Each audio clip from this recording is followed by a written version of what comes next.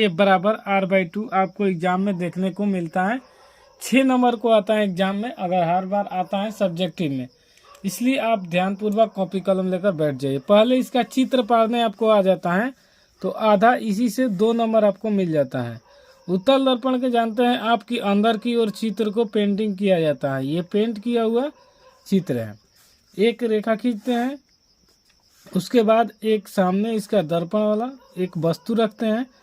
इस वस्तु से प्रतिबिंब ऐसे जाता है, लेकिन हमें लगता है कि ऐसे आ रहा है तो ये प्रकाश पर चला जाता है, यानी जो ये कटता है इसे ए बिंदु, यहाँ पर अनंत होता है, इसे आप ए मान सकते हैं। यहाँ पर बी वस्तु है, इसे एम और एम डैश मान सकते हैं। यहाँ से जो हमें अभिलंब डाला जाता है तो ये अभिलंब जो आएगा, इसे से इस अभिलंब को काटते हुए जो यहाँ पर कटेगा ये वक्रता केंद्र का निर्माण कर लेगा। और इसे हमें वास्तविक ये होता नहीं है, आभास होता है। जैसे कि हमें ऊपर के प्रतिबिंब होता है, बनता है, लेकिन लगता है कि हमें नीचे आ रही है। उत्तल दर्पण में ये होता है। तो ये होता है आपको आपतित किरण, याद रहेगा, ये होगा आपतित किरण, ये होगा आपतित किरण, ए बी जहाँ लिख लेंगे। और ये हो जाएगा क्या, परावर्तित किरण, क्योंकि ये सीधा टकराने के बाद ऊपर की ओर गई, परावर्तित किरण। उसके बाद यहाँ पर ये हो जाएगा अभिलंब, क्योंकि ये डाला गया है तो ये अभिलंब है।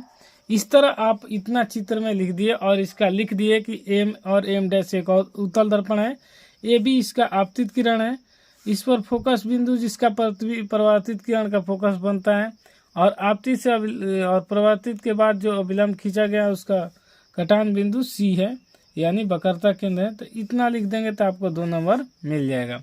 2 नंबर मिलने के बाद आगे इसको सेम उत्तल दर्पण, अगर अवतल दर्पण आ गया तो उत्तल दर्पण आ जाएगा। आपको उत्तल दर्पण अवतल दर्पण का हम पहले ही वीडियो में करा दिए हैं, उसका लिंक डिस्क्रिप्शन बॉक्स में दे देंगे, अब जाकर देख लीजिएगा। चलिए आपका दिखाते हैं हम उत्तल दर्पण का क्या क्या लिखना है।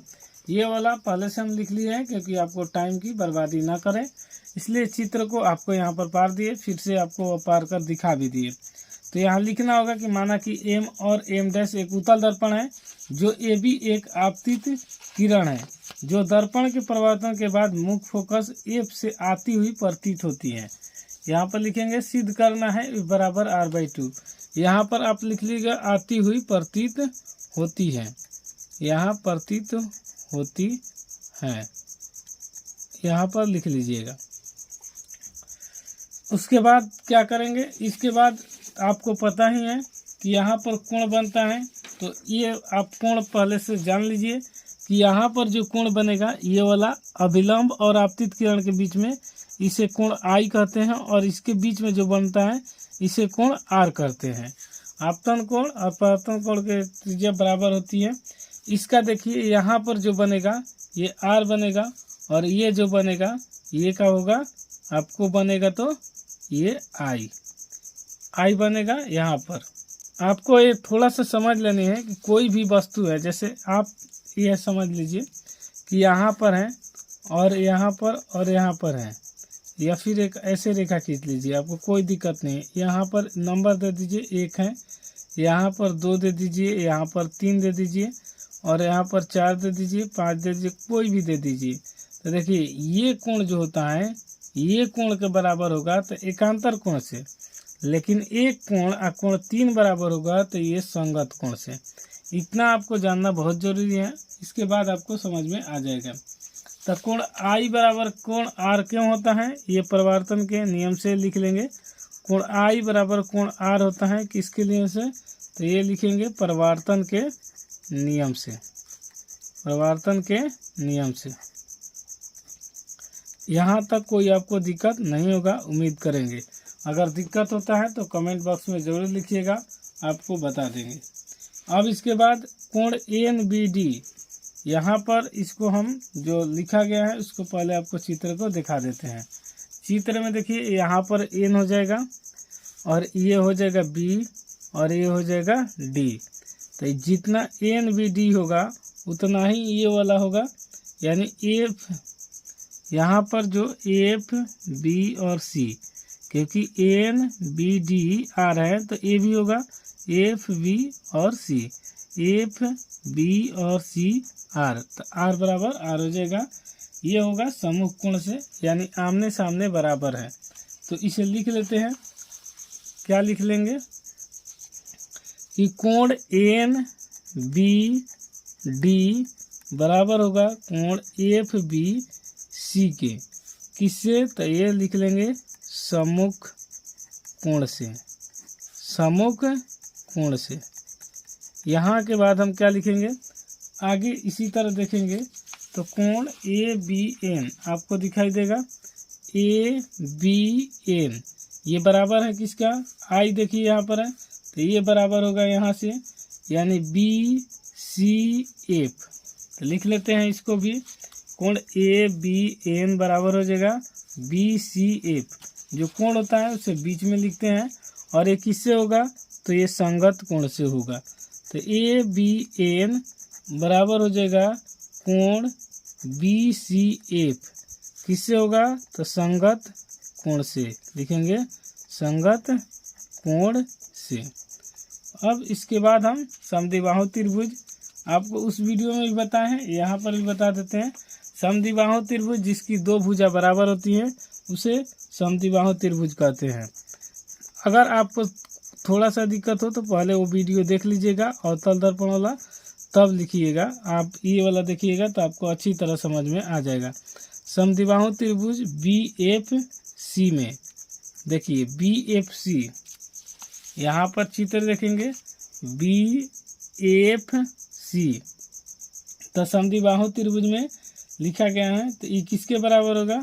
यहाँ पर देखेंगे तो ये सी एफ बराबर होगा किसका? बी एफ का। ये वाला जितना है उतना ही वाला ये वाला होगा, लेकिन आपको देखने में लगता है कि ये और ये बराबर है, लेकिन है नहीं। जितना ये वाला है इतना ये है। तो यहाँ पर लिख लेंगे समद्विबाहु त्रिभुज बी एफ सी में कौन सा होगा? तो सी एफ बराबर हो जाएगा बी एफ, और इसे समीकरण 1 दे देंगे नाम।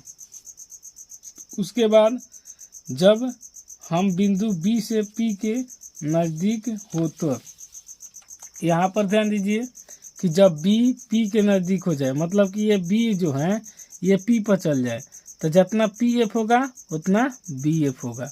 ये बी वाला कह रहा है कि जब पी के निकट चल जाए, मतलब कि पी के स्थान पर चल जाए, तो पी एफ का बराबर होगा बी एफ के। तो लिख लेते हैं यहाँ पर, जब पी बी के निकट हो तब, जब पी बिंदु पी बी के निकट हो तो बी पी बिंदु पर होगा। तो आपको अभी बताए हैं यहाँ पर कि यहाँ से देखिए कि जब बी यहाँ पर आ जाए तो लिख सकते हैं यहाँ पी एफ बराबर हो जाएगा बी एफ। क्यों?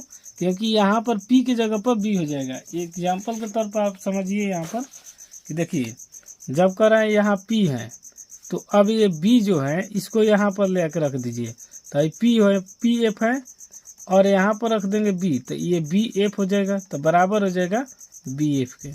यहाँ से यहाँ के दूरी को आर कहते हैं, और यहाँ से यहाँ के दूरी को हम एफ कहते हैं, ये भी याद रखिएगा। तो आइए इसको लिख लेते हैं, इसी प्रकार जैसे कहा है वैसे लिख लेंगे। जब बी पी के निकट हो तब, तो यहाँ लिखेंगे ई पी एफ बराबर हो जाएगा बी एफ के, और इसे समीकरण 2 नाम दे देंगे। अब जब दोनों बराबर करेंगे तो समीकरण 1 और 2 से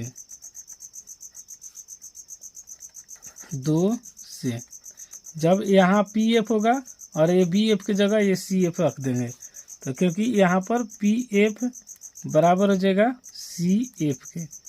ये क्योंकि ये बी एफ और बी एफ एक तरफ बराबर है, तो इसके जगह पर ये रख दे या फिर इसके जगह पर कोई एक रख देंगे तो हो जाएगा। अब इसके देखिए, थोड़ा सा आपको दिमाग लगाना है कि ये वाला पूरा हम एक साथ रखते हैं यहाँ से यहाँ तक, तो यहाँ लिखेंगे पी सी बराबर हो जाएगा पी एफ अब प्लस हो जाएगा एफ सी या सी एफ। ये यहाँ पर आपको कोई दिक्कत नहीं होगा, क्योंकि यहाँ से यहाँ तक दूरी ले रहे हैं तो उसके बराबर पी सी रख रहे हैं, तो इसके बदले में लिख सकते हैं पी एफ और एफ सी। क्यों रखेंगे? क्योंकि ये दोनों बराबर हैं। तो यहाँ पर लिखेंगे पी सी बराबर हो जाएगा P F plus C F. तो यहाँ पर देखिए PC और यहाँ पर दिया हुआ है, क्या दिया है कि PF और CF बराबर है। तो यहाँ लिखेंगे PC बराबर PF प्लस PF।